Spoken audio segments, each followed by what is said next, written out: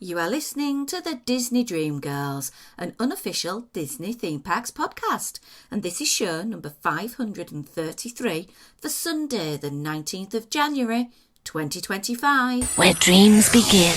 Hello and welcome to this week's Disney Dream Girls. My name is Michelle Young, and together with my jolly good chum Jane Phipps, we are your guides to the place where dreams begin. Good morning, Janie. Morning, Michelle. How are you doing? I'm doing well. I have a gingerbread latte in my very nice Walt Disney World cup, and I am talking to my bestie about a topic close to my heart. And everything is well with the world. No, not really. But Oh, let's ignore all of that, because this is our escapism. This is the time that we share our love of Disney and travel with our wonderful listeners so that they can untune from the hell on earth that's going on around us. Have you got a beverage of your choice with you? Oh, I'm very boring, Michelle. You know what I'm like. I have black coffee and that's it. Is it in your Mr. Toad mug? It isn't actually, no. Shock horror. No, I'm being very boring and very, very practical this morning. Well, I am sure on your upcoming trip to Walt Disney World, you might be buying a new cup or two, but we will talk more about your cruise adventure later in this week's podcast. So we're going to start with a little bit of history. Ooh, Then we're okay. going to talk about dumping, which is a very interesting topic. And we're going to Okay. talk about ride closures. And then we will meander on to Jane's upcoming, almost 1 month long extravaganza to Walt Disney World and on the Disney Cruise Line. So my first piece of history for you all this week is the fairest of them all. A trio of wonderful women that really, to me, embody everything about Disney. And the first is the woman that Walt once said, "I didn't have enough money to pay her, so I married her instead." Lillian Bounds. She began work on this day in 1924 at Disney as an ink and paint girl, and she made a staggering $15 a week. Wow. I know. Amazing, isn't it? When you think Yeah. 100 years ago, that was considered to be a living wage. Most people now, well, a living wage, it's more than $15 an hour. You think it is, isn't it? Yeah. One would hope. I would hope, yeah. One would hope.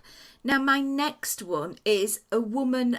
If you've listened to the podcast enough, you will know I admire this woman so much, and it is one of my lifelong dreams now to go to where she grew up. I would love to go and visit Tennessee. This is one thing that I am sort of like tunnel visioned on at the moment. 1946, 19th of January, singer, songwriter, multi-instrumentalist, actress, author, businesswoman and humanitarian, Dolly Parton was born in the Pittman Center, Tennessee. Wow. She's got a few strings to her bow, hasn't she? Absolutely. I am in awe of this woman. I really, really am. One, she is honest and open. She comes across as a very genuine person. Two, she is an incredibly wealthy woman with her success, but does she sit on a big pile of gold in her mansion? No. She starts a worldwide programme to ensure children have access to good quality reading books, to really say reading is the key to all learning. Yeah, and absolutely. as part of my job as an English lead, that is something so inspirational and so powerful that I echo. But her Disney credits are massive. Not only 9 to 5, which, yeah, but she's been involved with all sorts of Disney projects such as Donald Duck, Gravity Falls, the ABC special of Walt Disney World's 15th birthday celebration. She supplied the voice for Dolly Gnome in the 2011 computer animated animation Gnomeo and Juliet, and she was even on Hannah Montana. Oh, yeah, of course, yeah. And then the woman that basically funded our theme parks in an indirect way, the woman who gave the voice to Snow White, Adriana Caselotti, who was the voice actor for Snow White in that pivotal film, because if it wasn't for Snow White, heaven knows what would have happened If that would have bombed, I wouldn't know you. We wouldn't be here today, would we? No. There would be no Walt Disney No. World, no Disneyland, no nothing, no amazing plethora of Disney films. Sadly, she passed away on this day, 19th of January 1997, at the staggering age of 80. Well, she had a good innings, and like you say, Michelle, Snow White is a licence that should not be taken lightly. Absolutely. So that is my trio of wonderful women that really have impacted on the Disney theme park world in one way or another. So, Jane, let's go to our news section. Okay. And the big headline for me is, watch out if you're going to the theme park this year, because there's a lot of attractions that will not be operating. Well, I suppose the good thing is it's full steam ahead on things changing, which we've got to take as a positive, haven't we? Absolutely. But yeah, if you're going like me, you need to be aware of what's happening. 100%, because as you see it on social media, oh my word, such and such attraction is closed. Why didn't anybody tell me? Well, do your research. Yeah. So let's start with Animal Kingdom. And this week saw a couple of closures. Dinorama area. Is it Dinorama? Yeah. All kind of closed. All those little street games, what they call it, Yeah. carnival games, isn't it? Triceratops Spin went, Restaurantosaurus went. Still no date over in Animal Kingdom for Dinosaur, so you'll be okay, Jen. You can go and experience that. Yeah, I mean, give them credit. They are trying to keep things open as long as possible while they get in there and revamp it for that South America feel. And actually, it is good to see that, literally closed it and they're getting on. That's the most important thing with all of this, because sometimes closures happen and then the walls go up and nothing seems to happen behind said walls. Yeah. So at least things are moving along. Ground was broken, as you say. At Animal Kingdom, under a death warning, tough to be a bug. There is no date as yet. Possibly going to be autumn. Kali River Rapids is going to close all the way through March, and that's just its seasonal refurb, because let's be honest, who wants to go on a ride such as Kali River Rapids when the temperatures are dipping 50 degrees or below? Yeah, it's the right time of year for that refurb to happen, isn't it? Yeah. And as we've mentioned already, you still have the Boneyard in Dinoland USA. It is going to possibly close at the beginning of next year. Yeah. So that's Animal Kingdom. It's Dino Land, isn't it? We knew this was happening. It's not unexpected. And Kali is it's not normal refurb. Yeah, and at least it's spread out throughout the year. Magic Kingdom. Astro Orbiter closed until summer 25. Big Thunder Mountain Railroad closed until 2026. At some point, Buzz Lightyear is going to close. It's not closed yet. Dumbo the Flying Elephant Playground is closing January 27th through to spring of this year. So, Jane, you won't be able to go play before you ride. Oh, okay. Sorry. The Frontierland Shooting Arcade has already closed, and progress is going towards opening it up as that DVC lounge. Sea Lounge, yeah, absolutely, yeah. Hall of Presidents is closing literally as we record tomorrow on the 20th. And there is no date. I will imagine they're going to do a little bit of retooling because there's going to be a new president. Yeah, although it shouldn't, well, one would think it shouldn't be too long because obviously said president is already in there. Unless they decide to improve the animatronic of the president and make it look a little bit more like the president. Yes, but we shall see. We shall see. Liberty Square Riverboat will close at some point this year. Yeah.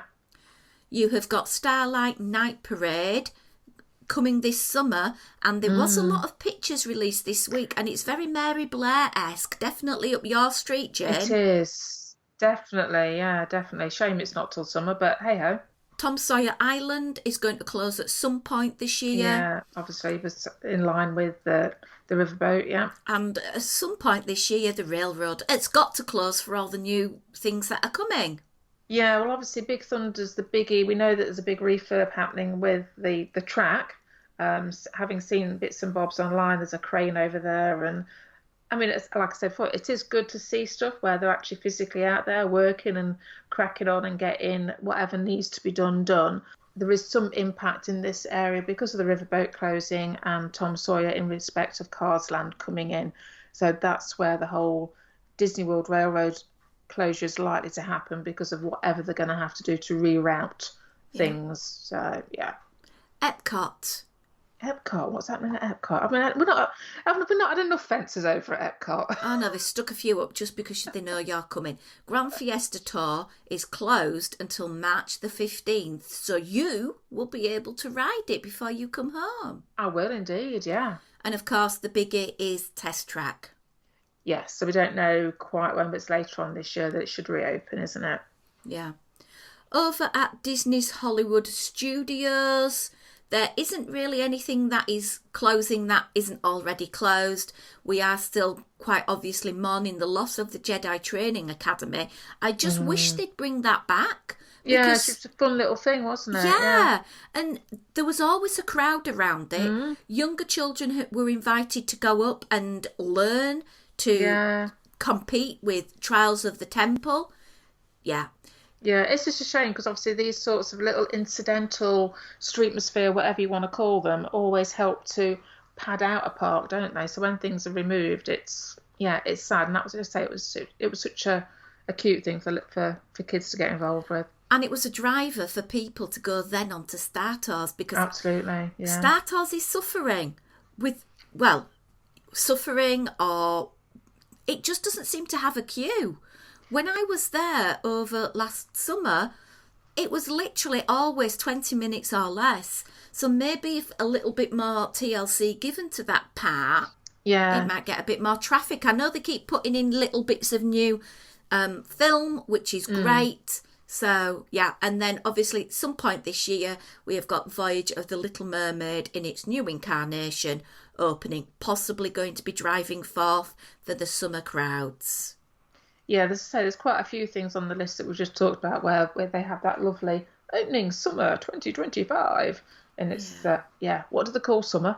When does summer start officially? Wow. And then, but yeah, I agree. Obviously, these things are needing to be open then because whilst, it's kind of acceptable in the lower crowd seasons to have closures because the parks can cope with the closures when crowds aren't there, in the peak times you need more bits and bobs to do. Plus obviously going forward it's going to be interesting to see as Epic Universe opens over at Universal what the impact may or may not be on Disney World. Absolutely. I must admit, when I'm thinking of possibly can I schedule a Walt Disney World trip this year, I think the only time that would drive me would be towards the end of August because possibly there will be some ability to ride the new Test Track.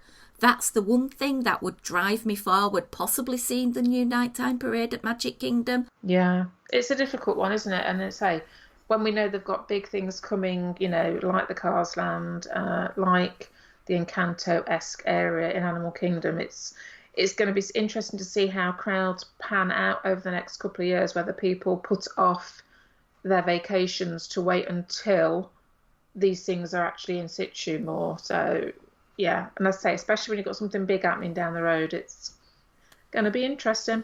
Listeners, what are you planning on doing? Let us know. info@disneydreamgirls.com.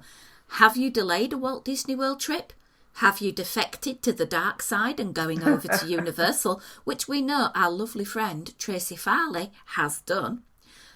Let us know. We'd love to hear from you. What's your thought process now at the moment of planning Walt Disney World? Are you going to possibly maybe try one of the other theme parks owned by Disney? Maybe a trip to Paris, maybe to Tokyo, maybe to Disneyland? Let us know. Next thing, Jane. I mentioned at the beginning of the podcast the title of dumping. Yes. This is a two-edged sword. Okay. As a Disney fan, we all love when we are pixie dusted. And it's something that you never ask for, you never expect, but when it happens, it makes you just feel all warm and fuzzy inside. And it could just be when you're ordering your Dole Whip, the cast member turns around and says, "This is on Mickey." Yeah.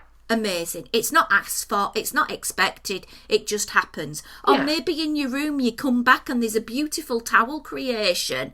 Or maybe when you've paid for some goods and you open up the bag later, there's a little bag of stickers from a cast member. All of these things, I think, enhance the experience. Oh, Agreed? absolutely. Yeah, absolutely.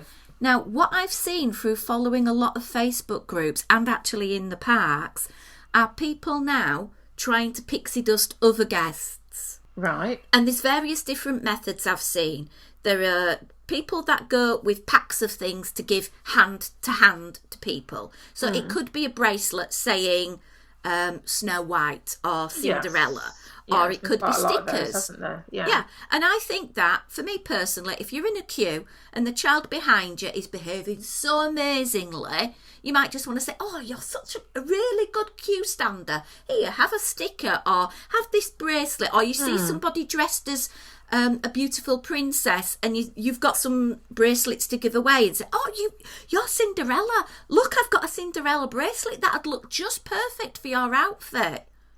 Yeah, absolutely. Do you agree that is a really good way of Lovely pixie thing to dusting? do. Absolutely, it is. That's what it's all about. Yeah, and I think those little things can really enhance the day of the guests around us. I just really want to know yours and the listening public's viewpoint on this. Okay. I've seen it quite a lot now posted in very different forms. So people with dining plans are posting things on the Facebook group saying, quote order number 647 at, and then they quote a particular counter service pickup place, let's say Friar Nooks, and there is a cupcake waiting for you. Okay. So people have thought, oh, I've got all of these dining credits, I'm going to let somebody happy and use it. The problem is with that, from my viewpoint, is somebody might not use it and that cupcake ends up in the bin. More than one person goes for said cupcake and then Which is what I first thought, yeah. the cast member has to deal with 15 people in the line wanting said free cupcake. Yeah. I think it's a very generous thing to do, but perhaps maybe when you're in the park, actually find someone you can donate it to like that. I do think, though, Disney may end up coming down and saying dining plan is for the person that the tickets are booked to. So they might even go down the route of checking ID and magic bandness. I'm just putting that out there because it may be causing them a lot of extra work. I don't know, Jane. Yeah, I mean, I must admit, my first thought when you talked about it was the fact that if it's on an open group, the chances are there's going to be more than one person at the time wants to take advantage of it. So that's where the problems come in. If it was me and I'd got extra snack credits, assuming this is what it is, Yeah. why don't you go and use your snack credits for something that's wrapped or something that's easy to carry around that you could then give out randomly? Yeah. Good point. We could all pick up lollipops or a crispy treat or something like that that's easily transportable. But if you don't want to give those treats to take home, you could then give said lolly to people. Absolutely. Okay, there will be people that'll think, my child's not having that because it could be dosed in Rohypnol. Yeah. A bit of a strange one with food because you're obviously you could be giving people something that they could be allergic to or whatever. There's got to be a degree of safety on both parts of the recipient and the giver, whereas giving something like a bracelet, a sticker, a pen or whatever is a little more of a safer option. Anyway, what else is happening? Another one that I've seen, people are making said bracelets or pins or gifts and leaving them in the park for people to find. Yeah. What is your thought process on that? If I was finding something, unless it's done like, say, the ducks are done on the cruise ship where you put a little tag on and it's very clear that this is a gift to take or be passed on or whatever. Otherwise, you're going to end up with a park littered with random bits of whatever.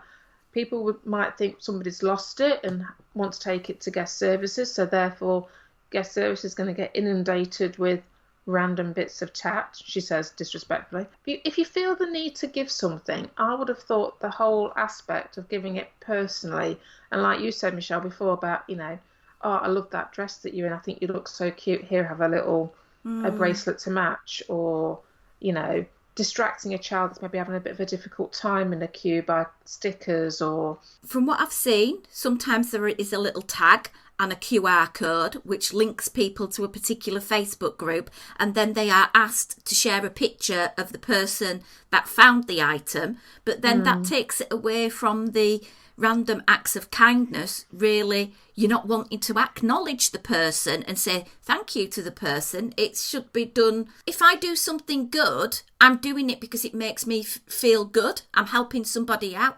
I don't want then to everybody else saying, oh, you're such an amazing person, you're kind and this, that and the other. I just think that's a bit... Anyway, listeners, what do you think? Yeah, I mean, I think it's that thing, Cheryl, I think you're right. It's that element of do something because it's a nice thing to do, not because you want to get accolades and recognition for it. Absolutely. And then the last section...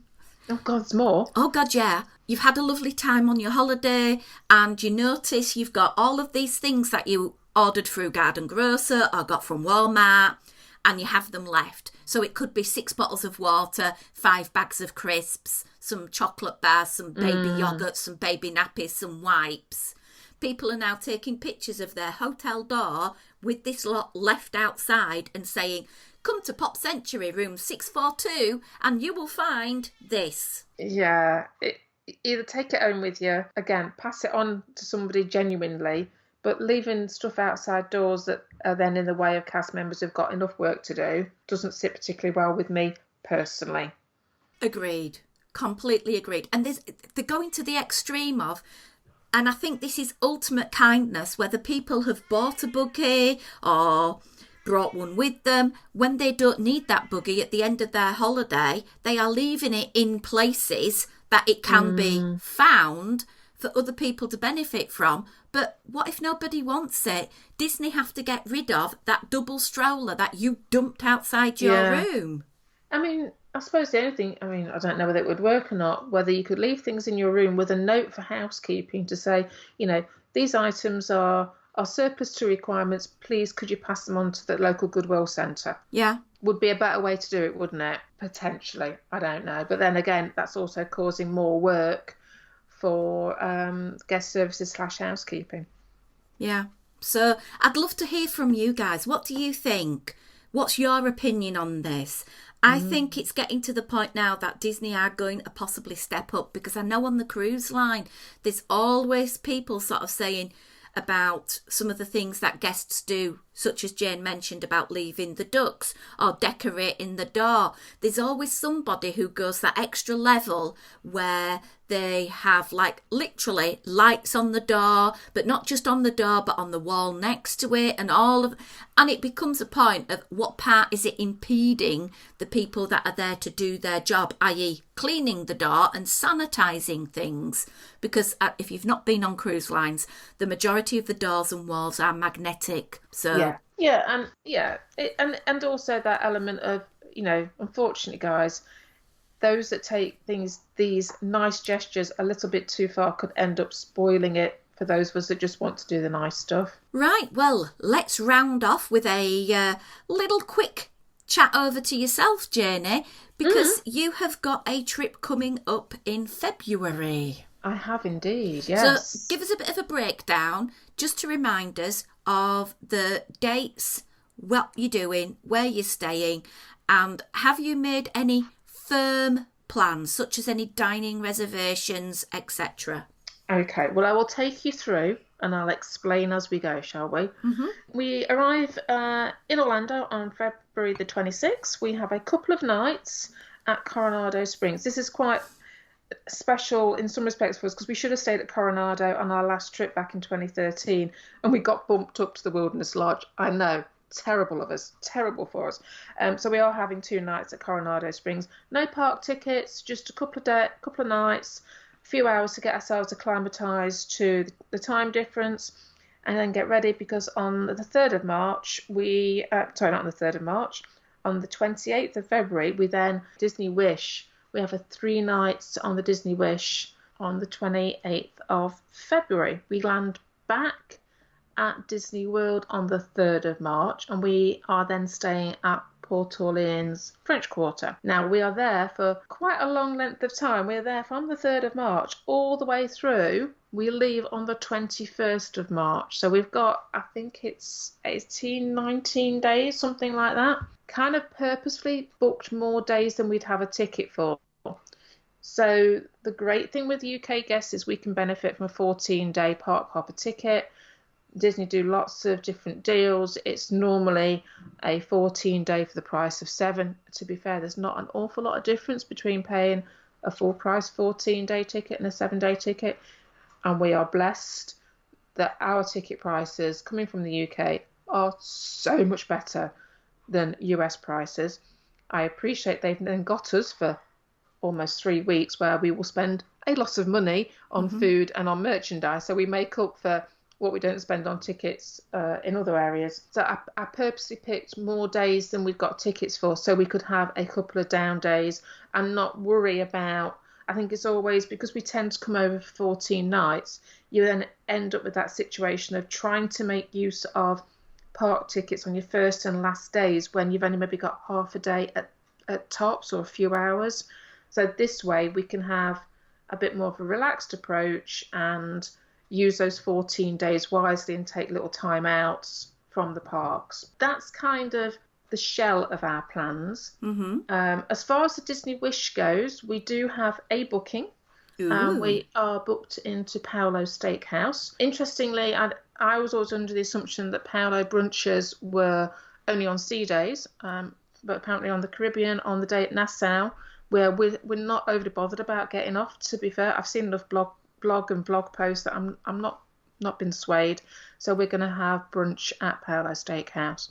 Now, anybody that listened back to our Disney Dream trip from September last year knows that we didn't have the best of times on the Disney Dream at Paolo. So this is chance for the Wish to redeem themselves in our eyes.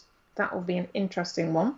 We're also planning on doing the 5K at Castaway Cay as well. So I have been looking up that and figuring out what we need to do for that.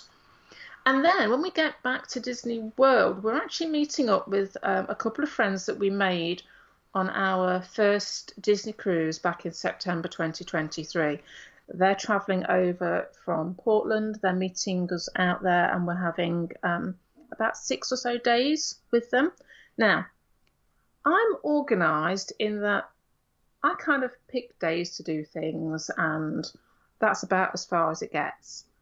I don't necessarily go into mega planning detail and I haven't got any particular things at the moment where I'm going, I must really go and do X, Y, or Z. As it is, our friends have made some plans. So you'd be very pleased to know, Michelle, that I have some ADRs planned, which is not like me at all, is it?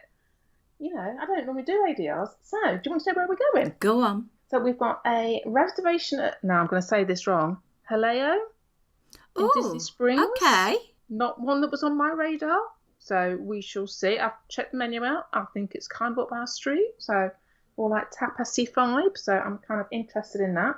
So we have Haleo. We also have, she says scrolling through, when we go to Hollywood Studios, we have lunch booked at Sci-Fi Dining.